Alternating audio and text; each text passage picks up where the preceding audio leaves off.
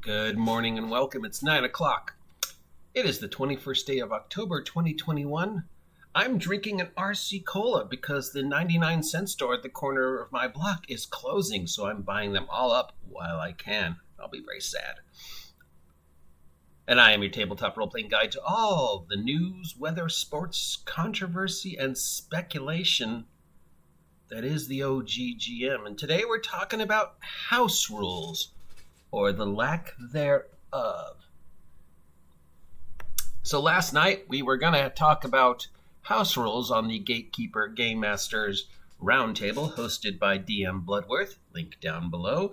But I didn't receive the link on time, so I came in late, and by then we'd already sort of drifted away from the topic to just things we're angry at this week.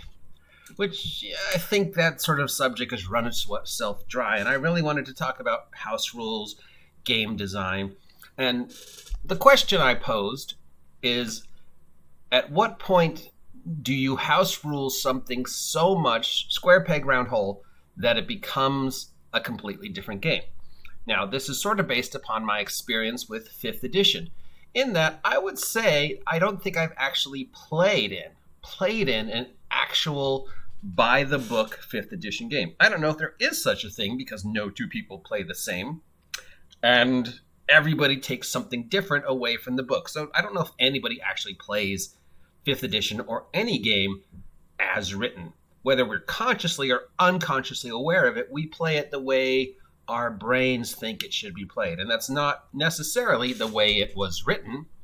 We might be house ruling without even realizing we're house ruling. But I can say with some level of expertise that since I started playing 5th edition games, I don't think I actually played one as written. And of the 5th edition games I ran, I tried to, but I'm not sure I can say I ran it as written. I mean, Lord knows I didn't run Tomb of Annihilation as written. I added in a whole bunch of stuff. I changed a whole bunch of stuff. I adapted it to the image I had in my mind of the way I thought a jungle-based hex crawl should be. So and I can definitely say none of the 5th edition campaigns I played in were 5th edition campaigns. They were all house ruled to be something else, which takes us back to, at what point does house ruling something become a completely different game?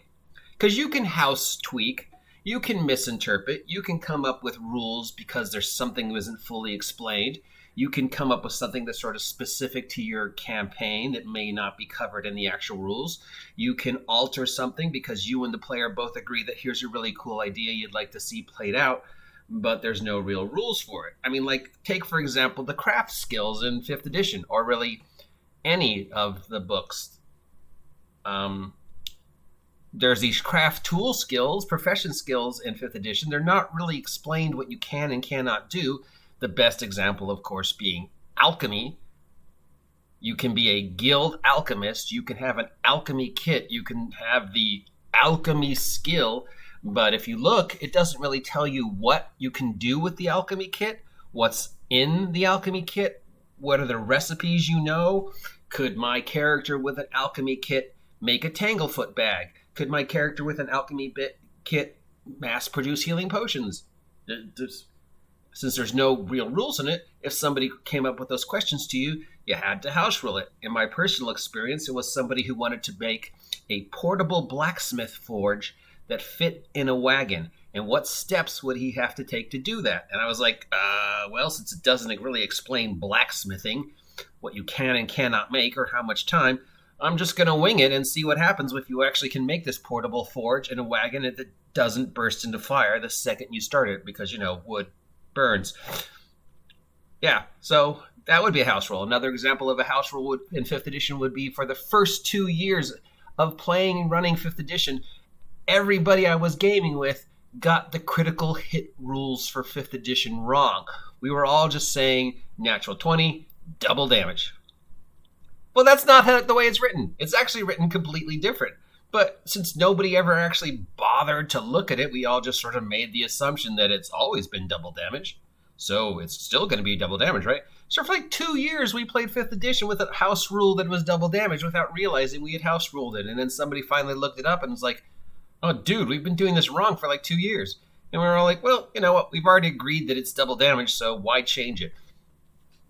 So, yeah, that's how a house rule can be. I mean, and a house rule could also just be a world that is different from the way it's written. Dragonlance would be a perfect example of a house-ruled campaign. When they were running Dragonlance, they changed a whole bunch of things from the way it was written in Dungeons & Dragons at the time, but it was still technically Dungeons & Dragons because they were still using, strength, dex, con, intelligence, wisdom, charisma, armor class, hit points, race class, alignment, magic, treasure, dragons, monkeys, sandwiches, whatever. So it was still technically Dungeons & Dragons, but it had been house ruled. So what are your house rules? At what point do you square peg round hole and you house rule something so much that it becomes a different way? And is it easier to house rule a system to fit your image, square peg round hole, or is it easier to find the game that does what you want? And again, this, of course, comes back to my experience with 5th edition and the fact that none of the 5th edition games I played in were run as 5th edition games. They were always trying to be something else. A perfect example is one of the very first 5th edition campaigns I played in. The individual running it was trying to run a King Arthur type game. So it's sort of set in a King Arthur-esque version of England. We were sort of reenacting certain events that happened based through King Arthur. There was a King Arthur. There was a Morgan Le Fay. There were baronies fighting each other. There was an Excalibur. Now, when you're running King Arthur Pendragon, there are certain things you accept and certain things you don't accept. The level of magic, the fact that you're running a human-centric campaign, the fact that, it's going to be swords and armor and stuff like that, and that was what he tried to run. But of course, he ran it using 5th edition, and so people are showing up the table with kitsunes and tieflings and dwarves and all sorts of other weird things, and he's like, no, that's not what I'm running. But people are like, it's 5th edition, dude. It's in the book. You said it's 5th edition. So he tried to run this human-centric, low-magic, King Arthur-themed campaign about politics and exploring and it takes 2 weeks to go from one village to another and what's at the end of the wall. But it just became, Dungeons and Dragons. And the game ended after like 4 weeks because nobody was playing King Arthur because he tried to make 5th edition into something it's not. And I and another player there were like, dude, 5th edition is 5th edition. It works as 5th edition. 5th edition Dungeons & Dragons is the best version of 5th edition Dungeons & Dragons you're going to get. No other game does 5th edition Dungeons & Dragons like 5th edition Dungeons & Dragons. But don't try to make it a different game. Instead, let's find the game system that does what you want, because there are King Arthur game systems. Pendragon, of course, comes to mind. But no, and this wasn't the first time nor the last time that he tried to beat 5th edition into being something else, and he came up short because the players wanted to play 5th edition. And by the end, I was agreeing. I was like, look, I want to play 5th edition the way it's written. This is what I want to do. 5th edition lets me do it. Why do you keep trying to make 5th edition not 5th edition? If this is what you run, let's find a game system that lets you do what you run. But instead, he kept trying to house brew 5th edition to the point where it wasn't 5th edition. So what should he have done? Should he have continued to pound that square peg into a round hole to try and house rule 5th edition D&D to be a completely different game? Or should he simply have said, here's the game that does what I want. We're going to play this. We're going to play Savage Worlds. We're going to play Pendragon. We're going to play Deadlands. We're going to play Microscope. We're going to play this game because this game tells the story and has the system in place, and it's not D&D.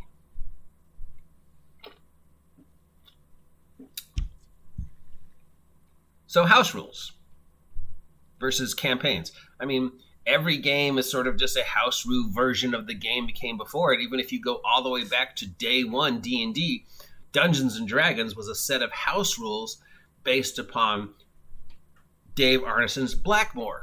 Dave Arneson's Blackmoor was a set of house rules based upon chainmail and these Napoleonic rules that they found, which had the idea of introducing a dungeon master, a referee, to the military rules of the Napoleonic simulations, and the idea that your troops could try things like grappling, in this tabletop miniature game. So everything is a house rule of everything. I mean, one could say that if D&D is 0.1, then isn't every game sort of a house ruled version of Dungeons and Dragons? I mean, Lord knows the first couple games are basically just Dungeons and Dragons reskinned to be a different genre. Take the very first superhero role-playing game, Superhero 2024. That was basically D&D, but instead it was superheroes. But on the other hand, you look at like Traveller and RuneQuest, and they're completely different. So how it's like, are these just somebody's take on Dungeons and Dragons, or are they completely unique that came about anyways because of collective unconsciousness?